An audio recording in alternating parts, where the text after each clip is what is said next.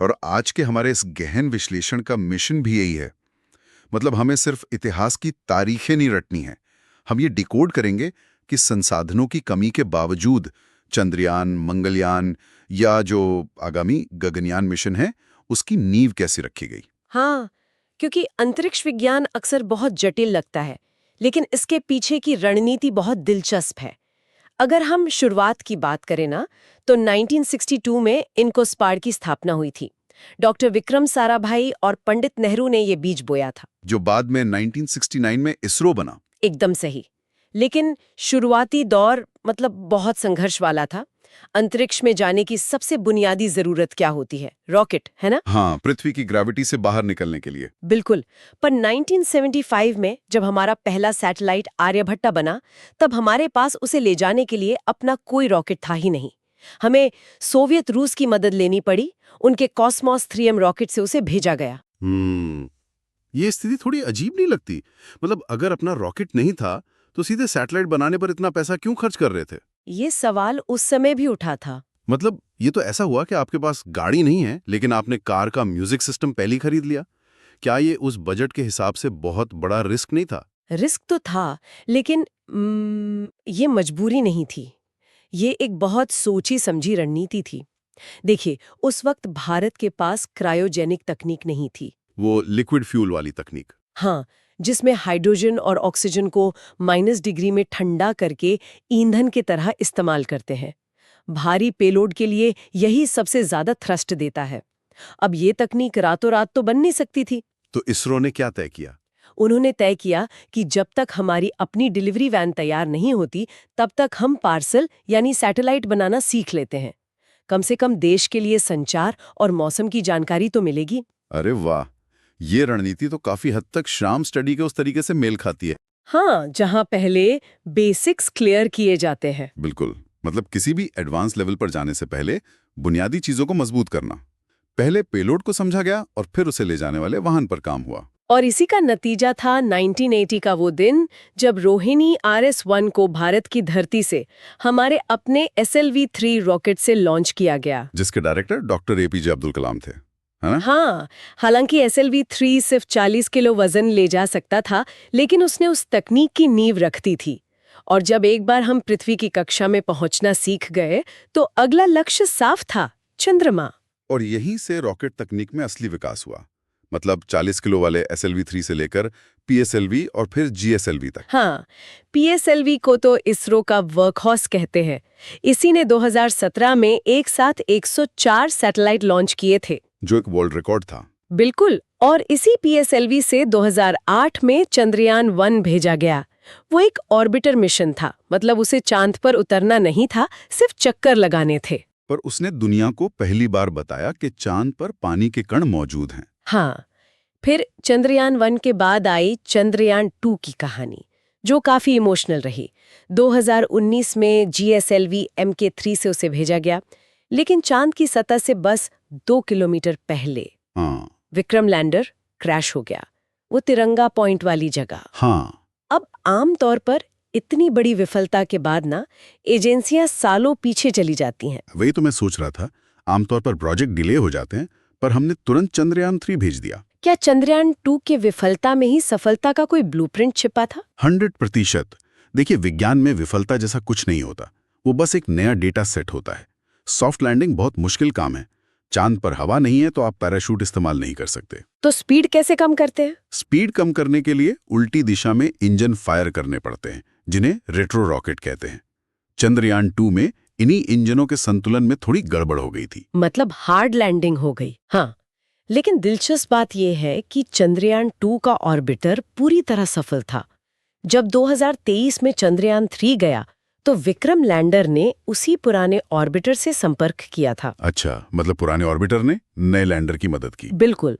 उसी ने सटीक तस्वीरें भेजकर सुरक्षित जगह ढूंढने में मदद की। और उसी का नतीजा था 23 अगस्त 2023 का वो ऐतिहासिक दिन, जब बाहुबली रॉकेट मतलब LVM-3 M4 ने चंद्रयान 3 को अंतरिक्ष में भेजा। और विक्रम लैंडर शिव शक्ति पॉइंट पर उतरा और उसके अंदर से 6 पहिए वाला प्रज्ञान रोवर बाहर आया। दक्षिणी ध्रुव पर उतरने वाला भारत पहला देश बन गया। हाँ, और चांद तक की सफलता ने ना मंगल मिशन यानी मंगलयान का रास्ता बहुत आसान कर दिया था। 2013 वाला मंगलयान, उसकी तो सबसे ज्यादा चर्चा उसकी लागत को लेकर होती है।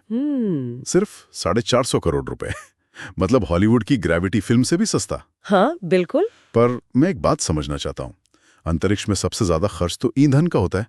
इतनी कम लागत में मंगल तक पहुंचना संभव कैसे हुआ? यही पर असली साइंस काम आता है। अमेरिका या रूस के पास तो बड़े रॉकेट थे जो यान को सीधे मंगल की तरफ फेंक सकते थे। और उसमें ईंधन बहुत लगता होगा। तहाशा।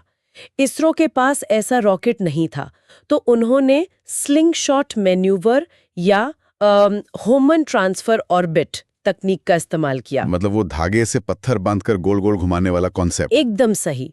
मंगलयान को पृथ्वी की कक्षा में गोल गोल घुमाया गया और पृथ्वी की ग्रेविटी का ही इस्तेमाल करके जब स्पीड सबसे ज्यादा थी उसे एक झटके से मंगल की तरफ धकेल दिया गया। अरे वाह, तो इससे ईंधन बच गया। हाँ, और पहले ही प्रयास में हम मंगल तक पहुंच गए। मंगल के बाद तो फिर सूर्य का नंबर था। 2023 में आदित्य L1 मिशन लॉन्च हुआ सूर्य के कोरोना का अध्ययन करने के लिए। इसमें एक शब्द बहुत आता है, L1 पॉइंट। ये क्या है? L1 मतलब लैग्रेंज पॉइंट 1। अंतरिक्ष में कुछ ऐसे बिंदु होते हैं जहां सूर्य और पृथ्वी का गुरुत्वाकर्षण बल एक दूसरे को बैलेंस कर देता है। तो क्या मैं इसे ऐसे समझ सकता हूं जैसे अंतरिक्ष में कोई पहाड़ी की चोटी है जहां अगर गाड़ी को न्यूट्रल गियर में खड़ा कर दें तो वो ना आगे लुढ़केगी ना पीछे? बिल्कुल, वो अपनी जगह स्थिर रहेगी। और वहां से सूर्य का नजारा बिना किसी रुकावट के 24 घंटे देखता रहेगा, है ना? एकदम सटीक एनालॉजी है ये। और इसी बैलेंस की वजह से ईंधन बहुत कम खर्च होता है। और ये कॉन्सेप्ट भी ना शैम स्टडी की उस तकनीक से बहुत मिलता जुलता है। कौन सी तकनीक? जहां किसी भी जटिल समस्या को हल करने के लिए सबसे पहले उसका संतुलन बिंदु या सेंटर ऑफ ग्रेविटी खोजा जाता है। एक बार वो मिल गया तो काम बिना भटकाव के होता रहता है। ये तो बहुत बढ़िया बात बताई आपने। अच्छा, अब तक तो हमने मशीनों को भेजा चांद, मंगल और सूरज तक, लेकिन अब बात हो रही है गगनयान की, मतलब इंसानों को अंतरिक्ष में भेजने की। हाँ, और ये पूरी तरह से अलग स्तर का विज्ञान है। मतलब मशीनों की तुलना में इंसानों को भेजना इतना मुश्किल क्यों है? क्योंकि भेजना मुश्किल नहीं है, मुश्किल है री एंट्री, मतलब उन्हें अंतरिक्ष से सुरक्षित पृथ्वी पर वापस लाना। वापसी में ऐसा क्या होता है? देखिए, जब कैप्सूल वायुमंडल में वापस आता है ना, तो उसकी स्पीड हजारों किलोमीटर प्रति घंटा होती है। हवा से होने वाले घर्षण के कारण तापमान कई हजार डिग्री सेल्सियस तक पहुंच जाता है। बाप रे। हवा लिटरली प्लाज्मा में बदल जाती है। इससे बचने के लिए एक बहुत ही खास हीट शील्ड चाहिए। एक छोटी सी दरार भी पूरे मिशन को तबाह कर सकती है। तो इसी को टेस्ट करने के लिए वो व्योममित्र रोबोट जा रही है 2026 में। बिल्कुल, वो महिला रोबोट पहले जाकर केबिन का सुरक्षित वातावरण चेक करेगी। उसके बाद 2027 की पहली तिमाही में असली इंसान जाएंगे। प्रशांत नायर और उनकी टीम, है ना? हाँ, वायुसेना के 4 टेस्ट पायलट, जिनमें से शुभांशु शुक्ला तो अभी नासा के मिशन में इंटरनेशनल स्पेस स्टेशन भी होके आए हैं। जब इंसानों के जाने की बात आती है तो रॉकेट्स भी तो बदलने पड़ेंगे। मैं प्रोजेक्ट सूर्य के बारे में पढ़ रहा था, NGLV रॉकेट्स के बारे में। हाँ, नेक्स्ट जनरेशन लॉन्च व्हीकल। अब 2040 तक हमें चांद पर इंसान भेजना है, स्पेस स्टेशन बनाना है।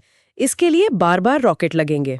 और अब तक तो हमारे रॉकेट समुद्र में गिरकर नष्ट हो जाते थे। वही तो, अगर हर बार नया रॉकेट बनाएंगे तो बजट कहाँ से आएगा? इसलिए NGLV को रीयूजेबल बनाया जा रहा है, ताकि इंजन वापस धरती पर लैंड करें और फिर से इस्तेमाल हो सकें। जैसे SpaceX करता है। हाँ, तो इससे खर्च बहुत कम हो जाएगा। बिल्कुल, और इसी क्षमता को देखकर अब पूरी दुनिया इसरो के साथ मिलकर काम करना चाहती है। 1 जनवरी 2024 को एक्सपोसैट लॉन्च हुआ था, जो ब्लैक होल की स्टडी कर रहा है। नासा के बाद ऐसा करने वाला भारत दूसरा देश है। हाँ, और नासा के साथ ही हमारा एक बहुत बड़ा प्रोजेक्ट आ रहा है 2025 में, निसार। ये वो सिंथेटिक अपर्चर रडार वाला उपग्रह है ना? पर ये साधारण कैमरे वाले उपग्रहों से अलग कैसे है? साधारण कैमरे तो सूरज की रोशनी पर निर्भर करते हैं। बादल हुए या रात हुई तो वो कुछ नहीं देख सकते। लेकिन सार तकनीक एक्टिव रडार है। मतलब वो खुद किरणें भेजता है? हाँ, ये खुद माइक्रोवेव किरणें भेजता है जो बादलों को चीरकर सतह का मिलीमीटर तक का नक्शा बना सकती हैं। दुनिया का सबसे महंगा पृथ्वी अवलोकन उपग्रह है ये। अरे वाह! और जापान के साथ भी तो हम चंद्रयान 5 कर रहे हैं। हाँ, लूपेक्स मिशन, जिसमें भारत का लैंडर और जापान का भारी रोवर चांद के अंधेरे हिस्सों में ड्रिलिंग करके पानी खोजेगा। पर उससे पहले 2027-28 में चंद्रयान 4 भी तो है। हाँ, सुना है वो चांद से मिट्टी लेकर वापस आएगा। हाँ, वो सैंपल रिटर्न मिशन है और इसके लिए हमें डॉकिंग और अनडॉकिंग तकनीक चाहिए होगी। अंतरिक्ष में दो यानों को आपस में जोड़ना। हाँ, और वो भी तब जब दोनों 28,000 किलोमीटर प्रति घंटे की स्पीड से चक्कर लगा रहे हों, बिना किसी झटके के जुड़ना, ये बहुत जटिल है। इन सारे मिशनों को देख कर ना मुझे एक बात समझ आ रही है। ये बिल्कुल श्याम स्टडी की तरह एक निरंतर चलने वाला सिलेबस है। वो कैसे? मतलब चंद्रयान 4 में जो डॉकिंग सीखेंगे, हाँ। वो सिर्फ उसी मिशन के लिए नहीं है, हाँ। वो भविष्य के लिए है। एकदम सही। वही डॉकिंग तकनीक आगे चलकर भारत के अपने अंतरिक्ष स्टेशन बनाने में काम आएगी। 2028 में इसका पहला मॉड्यूल जाएगा और 2035 तक स्टेशन पूरा तैयार हो जाएगा। हाँ, 400 किलोमीटर की ऊंचाई पर। इसे भी छोटे छोटे हिस्सों में ले जाकर अंतरिक्ष में ही जोड़ा जाएगा। और इन भारी हिस्सों को ले जाने के लिए ही बाहुबली रॉकेट्स चाहिए। हाँ, जैसे अभी नवंबर 2025 में ही तो हमने भारत का सबसे भारी सैटेलाइट लॉन्च किया है, 4410 किलो का CMS-03। सोचिए, 40 किलो से शुरू हुआ सफर आज 4410 किलो तक पहुंच गया है। ये सिर्फ वजन नहीं बढ़ा है, ये इसरो का आत्मविश्वास है, जिसने साबित कर दिया कि तकनीक पर किसी की मोनोपोली नहीं है। बिल्कुल। इस चर्चा को समेटें तो एक लकड़ी की बैलगाड़ी से रीयूजेबल रॉकेट्स तक और चांद के दक्षिणी ध्रुव से खुद के स्पेस स्टेशन तक, ये सफर सिर्फ इंजीनियरिंग नहीं, हमारी दृढ़ इच्छा शक्ति का चमत्कार है। और आगे तो और भी रोमांचक चीजें होने वाली हैं। बिल्कुल। और सुनने वालों के लिए इस डीप डाइव के अंत में एक बहुत ही गहरा विचार छोड़कर जा रहा हूं। जब रॉकेट्स रीयूजेबल हो जाएंगे और स्पेस स्टेशंस बन जाएंगे,